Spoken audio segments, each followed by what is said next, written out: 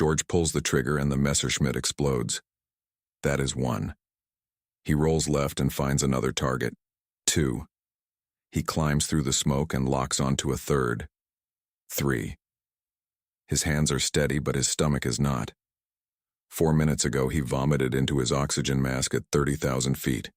Now he is hunting the most experienced fighter pilots in the world. And they have no idea what is coming. 6 kills, 1 mission, 5 minutes of airspace over Hamburg. And it all started because the Germans made one critical mistake. They thought he was just another American who did not belong in the sky. George Early Preddy Jr. is born on February 5, 1919 in Greensboro, North Carolina. He is small for his age, and his spine curves slightly to one side. His parents do not think much of it. Boys grow, boys straighten out, but when George decides he wants to fly, that curved spine becomes the only thing anyone can see. He makes his first solo flight in 1938 at 19 years old. The moment the wheels leave the ground, something clicks inside him. This is what he is supposed to do, not farming, not factory work, not college, flying. He applies to the United States Navy. They reject him. Too short, spine too curved, not fit for naval aviation. George does not argue. He goes home and starts lifting weights. He hangs from door frames to stretch his back. He practices posture until his muscles scream. Then he applies again. The Navy rejects him a second time. Most men would quit. George applies a third time. The answer is still no, so he stops asking the Navy and joins the Army Air Corps instead. In the summer of 1940, he finally passes the physical examination. The curved spine is still there, but George has built enough muscle and discipline around it that the doctors let it slide. He is in. But the United States is not at war yet, so George has to wait. He joins the Army National Guard and gets posted to the 252nd Coast Artillery in the Caribbean, protecting oil refineries on Aruba and Curaçao. He is not flying. He is standing guard in the heat. But he is patient. In April 1941, George receives orders to report for flight training. He graduates on December 12, 1941, 5 days after Pearl Harbor. The war has started, and George Preddy is finally a pilot. He is commissioned as a second lieutenant and sent to Australia to fly Curtiss P-40 Warhawks with the 9th Pursuit Squadron, 49th Pursuit Group, in the defense of Northern Australia. He names his plane Tar Heel, after North Carolina. In combat, he damages a Japanese fighter and a bomber. But in the summer of 1942, disaster strikes. George collides midair with another P-40. His friend dies. George survives but spends 6 months in the hospital recovering. That is 2 near-death experiences before he even turns 24. Most men would take the hint. George just wants to get back in the air. In October 1942, George returns to the United States. In January 1943, he meets Lieutenant Jack Donaldson at Trumbull Field, Connecticut. Donaldson was also in the Pacific. The 2 veterans are assigned to the newly formed 352nd Fighter Group. The unit has 3 squadrons, the 328th, the 486th, and the 487th. George is assigned to the 487th Fighter Squadron. 3 days later, their new planes arrive. Republic P-47 Thunderbolts. Massive single-engine fighters with 850 caliber machine guns and enough armor to take a beating. The P-47 is brand new. Accidents happen constantly. Carburetor hose clamps come loose. Engines fail. Pilots die in training. George avoids every accident. By May 1943, he and the 352nd are ready for combat. On July 7, 1943, the group arrives at Royal Air Force Bodney, a small grass airfield in Norfolk, England. The base is redesignated Station 141. For the first few months, the missions are short. Escorts into occupied France, patrols over the Channel. Nothing dramatic. George does not see a single German plane. Then comes December 1st, 1943. George is flying P-47D Thunderbolt No. 42-8500. He has named it Cripes-a-Mighty, his favorite expression. The mission is a bomber escort over occupied Europe. On the return leg, George spots a formation of German fighters attacking American stragglers. Messerschmitt Bf-109s, the most experienced fighter unit in the world. They are picking off damaged bombers one by one. George and his squadron dive down and bounce them. George locks onto one Messerschmitt and fires. The German plane explodes in a flurry of cannon fire and debris. That is his first kill, but the fight is not over. George lines up a second shot on another Bf-109. He fires again. This time his wingman, Lieutenant Richard Grow, is hit by return fire and goes down. George does not see him bail out. Grow is gone. George finishes the kill and returns to base. He has 2 confirmed victories. He also has his first Silver Star, and he has learned the cost of air combat. Every kill comes with a price. By early 1944, George Preddy is becoming known. Not famous, not an ace yet, but known. He flies aggressive. He does not hesitate. On January 29, 1944, he shoots down a Focke-Wulf 190. But as he pulls away, German anti-aircraft fire hits his P-47. The engine starts smoking. Oil sprays across the windscreen. George realizes he is not making it back to England. He is over the English Channel. He ditches in the freezing water. The impact is brutal. The Thunderbolt sinks fast. George scrambles out of the cockpit and inflates his life raft. He is alone in the channel in winter. Hypothermia will kill him in minutes. But a Royal Air Force Air-Sea Rescue Walrus flying boat spots him and lands on the water. They pull him out and fly him back to Bodny. That is the 3rd time George Preddy almost dies. And once again, he just wants to get back in the air. In March and April 1944, new planes start arriving at Bodny. North American P-51 Mustangs. Faster than the Thunderbolt. Longer range. Better handling. George falls in love with the Mustang immediately. On May 13th, the 487th dives on 30 Messerschmitt Bf-109s. George shoots down 2. That brings his total to 5 confirmed kills. He is officially an ace. By mid-July, George has 14.5 kills. By the end of July, 21.83 kills. He is now the leading ace of the 352nd Fighter Group. In March, he was promoted to captain and made operations manager of the 487th. Let us know in the comments where you are watching this from. Are you in the United States, Germany, the United Kingdom, or somewhere else? We would love to know who is keeping these stories alive. Because what George Preddy is about to do next will go down as one of the most insane combat performances in the history of aerial warfare. August 5th, 1944. The mission scheduled for the next day is an escort run deep into Germany. The weather forecast is terrible. Thick clouds, low visibility. The mission is scrubbed. The officers' mess at Royal Air Force Bodny becomes the center of attention. The drinks flow, beer, whiskey, whatever the pilots can get their hands on. George Preddy drinks with the rest of them. He is 25 years old. He is the top ace in the group. He has survived 3 near-death experiences. He has earned this night. By the time George stumbles to his bunk, he is completely drunk. He collapses into bed and passes out. 1 hour later, someone shakes him awake. The weather has cleared. The mission is back on. George sits up and immediately regrets it. His head is pounding. His stomach is churning. He can barely stand. But the briefing is in 10 minutes. He pulls on his flight suit and stumbles to the briefing room. The other pilots look at him. Some of them are hungover too, but George looks worse than all of them. He sits down and tries to focus on the mission details. The target is Hamburg. Heavy bomber escort. Expected enemy resistance. High. The Luftwaffe has been throwing everything they have at American bombers. The 352nd will provide top cover. George will lead the 487th Fighter Squadron. He nods. He understands. He walks out to his P-51 Mustang. The ground crew has already prepped it.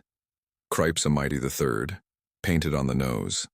Olive drab and gray camouflage. 60 caliber machine guns loaded. George climbs into the cockpit. His crew chief looks at him and knows immediately. "Sir, are you okay?" George waves him off. "I am fine. Start her up." The Packard Merlin engine roars to life. George taxis to the runway. One by one, the P-51s take off. George is the last to leave the ground. As soon as the wheels lift, his stomach lurches. He grabs his oxygen mask and vomits into it. The smell is overwhelming. He pulls the mask off, cleans it as best he can, and puts it back on. He is at 5,000 feet now. The hangover is still there. His head is still pounding. But the cold air and the adrenaline are starting to sharpen his focus. He forms up with the rest of the squadron and heads east toward Germany. The bomber stream is massive. Boeing B-17 flying fortresses stretching for miles. The P-51s take up positions above and around them. George scans the sky. Clear so far. No enemy fighters. But that will not last. The Luftwaffe knows the bombers are coming. As the formation approaches Hamburg, George spots them. A box formation of 30 Messerschmitt Bf-109s. They are positioning to jump the bombers from above. If they get through, dozens of American bombers will go down. George does not wait for orders. He rolls his P-51 and dives. His squadron follows. The Messerschmitts see them coming and scatter. Now it is a dogfight. 30,000 feet over northern Germany. George locks onto the nearest Bf-109 and fires. His 650 caliber machine guns shred the German fighter, hits around the canopy and wing roots. The Messerschmitt rolls over and goes down in flames. That is one. George pulls up and scans for another target. A second Bf-109 crosses his nose. George rolls left, pulls lead, and fires. Another burst. More hits. The German pilot bails out. That is two. George is fully awake now. The hangover is gone. The adrenaline has burned it away. He climbs back up to altitude and finds a third Messerschmitt trying to rejoin the formation. George dives on him from above. The German pilot never sees him. George fires. The Bf-109 explodes. That is three. The dogfight is spreading out now. Fighters are scattered across miles of airspace. George spots two more Messerschmitts diving away. He follows them down. 25,000 feet. 20,000. 15,000. He closes the distance and fires on the first one. Hits on the fuselage. The plane starts smoking and peels off. That is four. The second Messerschmitt breaks hard left. George follows. The German pilot is good. He is trying to get George to overshoot. But George has flown over 100 combat missions. He knows every trick. He pulls inside the turn and fires. Another kill. That is five. George is alone now at 5,000 feet. The rest of the squadron is higher up. He should climb back and rejoin them. But then he sees one more Bf-109, low and fast, trying to escape. George dives on him. The German pilot sees him at the last second and tries to turn. Too late. George fires one more burst.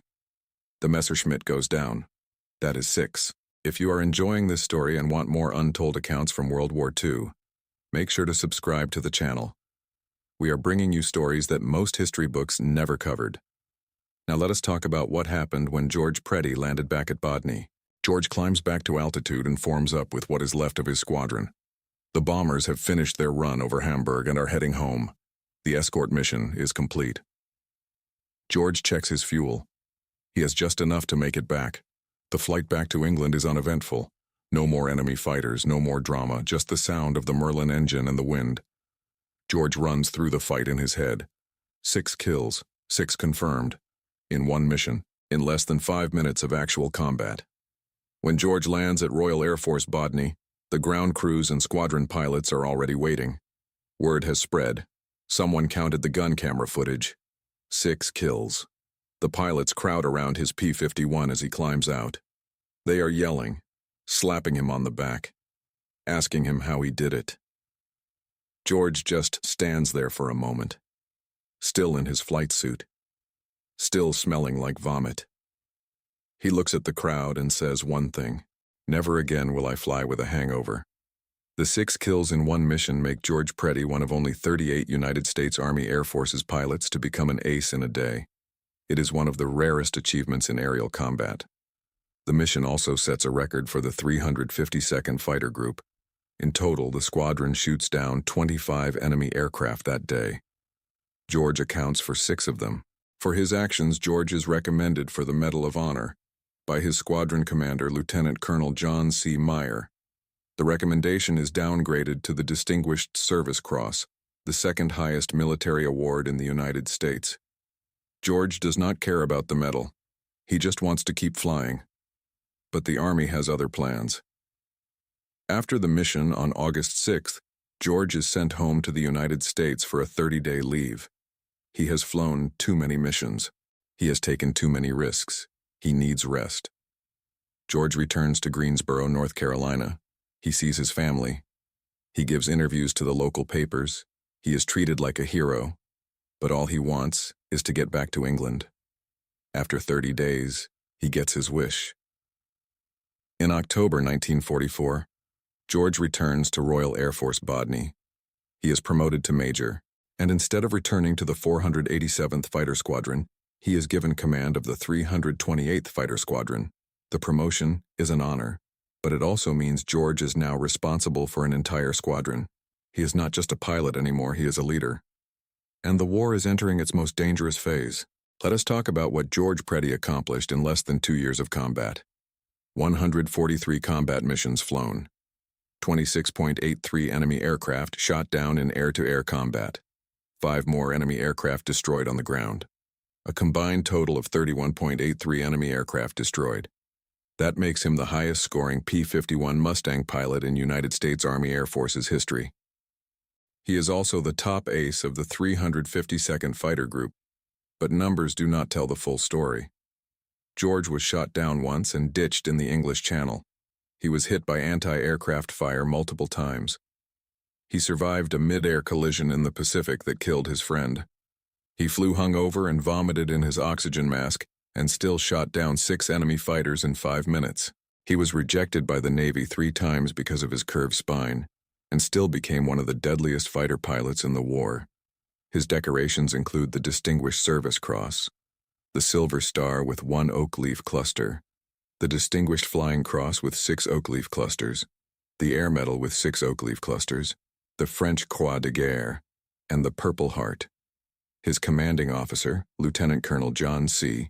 Meyer, who was the 4th-ranking American air ace, described George as the complete fighter pilot. But all of that is about to end. Because in December 1944, the war takes a turn, and George Preddy is about to be in the wrong place at the wrong time. December 1944, the Western Front. The Allies have pushed deep into France and Belgium. Germany is losing. Everyone knows it. But Adolf Hitler has one last desperate plan. Operation Bodenplatte, a massive armored counteroffensive through the Ardennes forest in Belgium. The goal is to split the Allied forces in 2 and recapture the port of Antwerp. The offensive begins on December 16th. American ground forces are caught completely off guard. The Germans break through the main defensive line and push west. It becomes known as the Battle of the Bulge. The weather is brutal. Thick fog, freezing rain, snow. Allied air power is grounded. The Germans use the weather to their advantage. For days, the Luftwaffe flies unopposed. American ground forces scream for air support. But the planes cannot fly. On December 22nd, the weather finally clears. The order comes down. The 352nd Fighter Group is moving to Belgium. Advanced Airfield Y-29 near Asch, a small grass field near Genk in the province of Limburg. The pilots cram every piece of cold weather gear they can into their P-51s and take off. By the end of the day, the group is settled in Belgium. It is freezing. The airfield is covered in ice. The ground crews work in the snow to keep the planes operational. But the missions continue. The Luftwaffe is throwing everything they have into the battle. Every day is a dogfight. George leads his squadron on multiple missions. The 328th is racking up kills. But the losses are mounting too. On Christmas morning, 1944, George wakes up in his tent at Y-29. It is still dark. The temperature is below freezing. He pulls on his flight suit and walks to the briefing tent. There are 2 missions scheduled for the day. George will lead the second one, another bomber escort into Germany. Target Koblenz. Expected enemy resistance. Heavy. George listens to the briefing and walks out to his plane. His ground crew has it ready. Cripes, a Mighty III. Same plane. Same markings. George climbs into the cockpit and starts the engine. The mission goes smoothly at first. The bombers hit their target. The escort stays with them. No enemy fighters show up. On the return trip, George and his squadron are vectored toward Liège, Belgium. Ground forces are reporting enemy aircraft in the area. George acknowledges and heads west. He is flying with his wingman, Lieutenant Gordon Carty. Another pilot from the 479th Fighter Group, Lieutenant James Bouchier, is also in the area. As they approach Liège, George spots something, an enemy fighter, low, fast, heading west. It is a Focke-Wulf 190. George does not hesitate. He rolls his P-51 and dives. Carty and Bouchier follow. The three American fighters chase the German plane at treetop level. The Focke-Wulf is trying to escape. George closes the distance. He is seconds away from getting a firing solution. Then the ground opens up. Anti-aircraft fire. Tracers streaking up. George does not have time to react. His P-51 is hit. Multiple times. The engine starts smoking. Carty is hit too. So is Bouchier. All three American fighters have been hit by American anti-aircraft gunners. Lieutenant Bouchier pulls up hard. He has just enough altitude to bail out. He yanks the canopy open and jumps. His parachute deploys and he lands safely in the British sector. Lieutenant Carty is hit, but his engine is still running. He turns east and heads back toward Y-29. He will make it, but George Preddy does not pull up. His P-51 is too badly damaged. The engine is on fire. The controls are not responding. Carty watches from a distance as George's plane turns sharply and dives into the ground. The impact is catastrophic. The P-51 explodes on contact. There is no parachute, no bailout. Major George Early Preddy Jr. is killed instantly. He is 25 years old. It is Christmas Day, 1944. The anti-aircraft battery that shot him down is American. The gunners did not know. They saw low-flying planes moving fast and opened fire. By the time they realized their mistake, it was too late. Back at Y-29, the news spreads fast. George Preddy is dead. The pilots and ground crews are devastated. Christmas celebrations are canceled. The mood is somber. George was not just the top ace of the group. He was respected, liked. His ground crews loved him. He always took time to thank them. He always praised their work. He treated them like equals. And now he is gone, killed by friendly fire. On Christmas Day. The irony is brutal. George survived over 140 combat missions. He survived being shot down. He survived a mid-air collision. He survived 3 rejections from the Navy. He survived flying hungover and shooting down 6 enemy fighters in 5 minutes. He survived everything the Luftwaffe threw at him. And in the end, it was an American anti-aircraft battery that killed him. Lieutenant Colonel John C. Meyer, George's commanding officer and close friend, is inconsolable.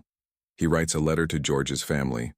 He describes George as the bravest pilot he ever knew, the most skilled, the most dedicated. Meyer says that George was not a born killer. He was just a young man who loved to fly, and he flew better than anyone else. George Preddy is buried in the Lorraine American Cemetery, just outside Saint-Avold, Moselle, France. He is laid to rest in Plot A, Row 21, Grave 43. His brother, also a fighter pilot, is buried beside him.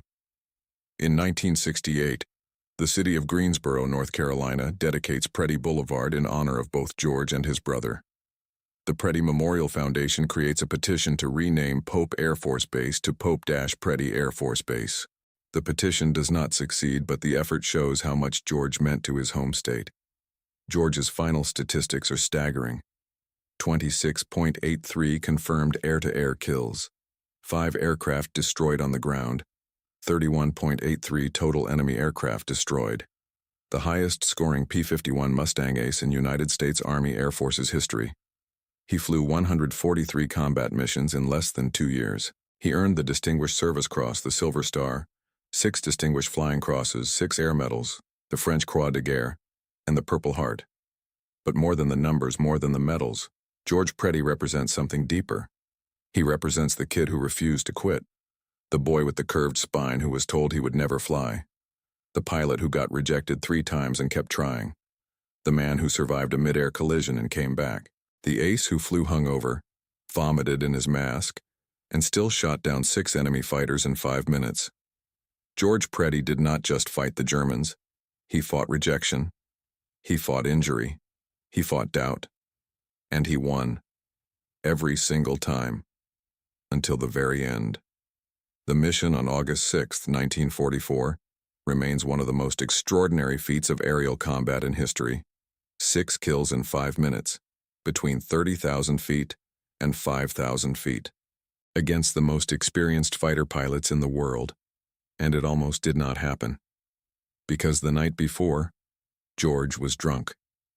The morning of the mission, he was hungover. He vomited in his oxygen mask on the way to the target.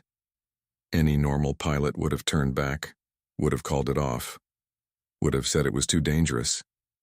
But George Preddy was not a normal pilot. George's story raises a question that haunts military history. What if the anti-aircraft gunners had waited 1 more second? What if they had identified the planes before firing? What if George had pulled up instead of staying low? What if he had been leading the first mission instead of the second? The answer is unknowable. But the what-ifs do not change the facts. George Preddy died on Christmas Day, 1944, killed by friendly fire, at 25 years old, at the peak of his abilities. His death is a reminder that war does not discriminate. It does not matter how skilled you are, how brave, how lucky. In the end, war is chaos.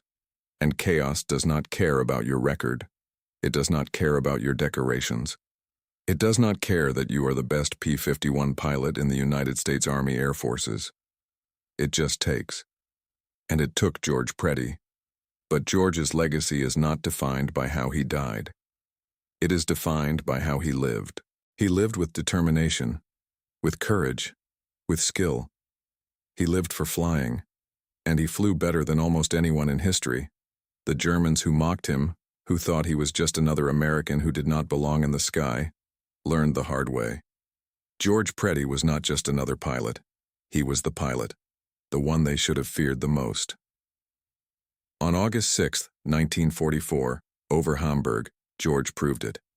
6 kills, 5 minutes. 1 hungover American who refused to quit. The Germans laughed at him before the fight. After the fight, they were not laughing anymore. They were falling out of the sky.